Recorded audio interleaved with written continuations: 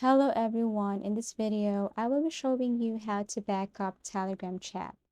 So this is a very easy tutorial. All you have to do is to launch your Telegram application. Well, to use this feature, make sure you have the latest version of Telegram application installed on your phone device. Users of the Telegram messaging software may make backups of their chats and media files and save them in the cloud, thanks to a feature called Telegram Backup. This may be helpful if you swap devices or want a safe place to save a copy of your chats and data, among other scenarios. So, to create a backup on Telegram, all you have to do first is to launch your Telegram application, go to Settings, and then click Data and Storage.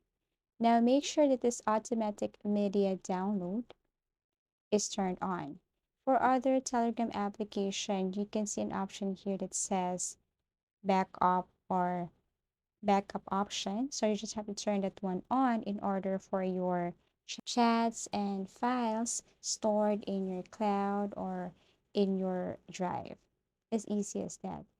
Also, under Safety Gallery, you can turn on these private chats, groups, and channels so that if there are pictures sent to you, you can also save that automatically.